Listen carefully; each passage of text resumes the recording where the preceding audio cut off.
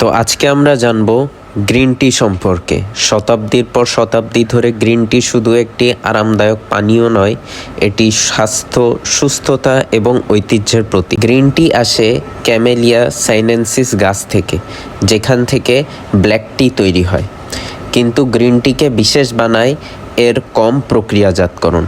পাতা সংগ্রহের পর দ্রুত স্টিম বা প্যান ফায়ারের মাধ্যমে এর প্রাকৃতিক উপাদানগুলো সংরক্ষণ করা হয়। গ্রিন টির মূল উপাদানগুলোর ভিতরে রয়েছে ক্যাটেচিনস, ক্যাফেইন এবং এল-থিয়ানিন। ক্যাটেচিনস অ্যান্টিঅক্সিডেন্ট হিসেবে কাজ করে, ক্যাফেইন এনার্জি বুস্টার হিসেবে কাজ করে এবং এল-থিয়ানিন একটি অ্যামিনো অ্যাসিড যা ঘুম ছাড়াই প্রশান্তি এনে দেয়। এই উপাদানগুলো একসাথে কাজ করে গ্রিন টিকে কার্যকর এবং উপভোগ্য পানীয়তে পরিণত করে। যেহেতু আগেই বলেছি এটি অ্যান্টিঅক্সিডেন্ট সমৃদ্ধ, তাই অ্যান্টিঅক্সিডেন্ট থাকার কারণে এটি আমাদের স্ট্রেস কমায় এবং কোষের ক্ষতিরোধ করে। এটি বার্ধক্য ধীর করে এবং দীর্ঘস্থায়ী রোগের ঝুঁকি কমায়। এছাড়া এটি হার্টের জন্য ভালো। গবেষণায় দেখা গেছে যে গ্রিন টি কোলেস্টেরল লেভেল উন্নত করে এবং রক্তনালীর কার্যকারিতা বাড়ায়। নিয়মিত পান করলে হৃদরোগের ঝুঁকি কম। এছাড়া ওজন নিয়ন্ত্রণে সহায়ক হয়। গ্রিন টি ফিটনেস প্রেমীদের প্রিয়। ক্যাফেইন এবং ক্যাটেচিনসের মিশ্রণ মেটাবলিজম বাড়ায় এবং ব্যায়ামের সময় চর্বি পোড়ায়। এছাড়া গবেষণায় দেখা গেছে গ্রিন টির ইজিসিজি নির্দিষ্ট ধরনের ক্যান্সার কোষের বৃদ্ধি রোধ করে।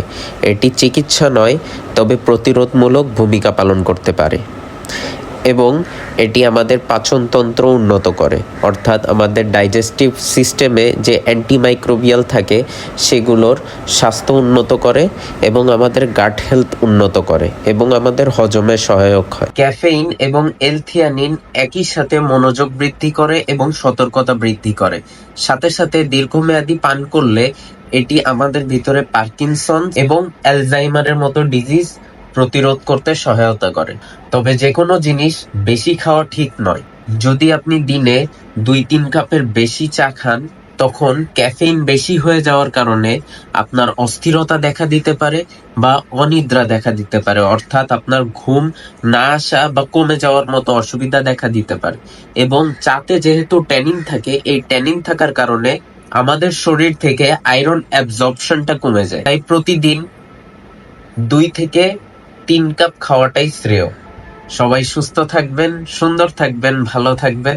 আমি মোহাম্মদ ইমরান হোসেন, MBBS তৃতীয় বর্ষ।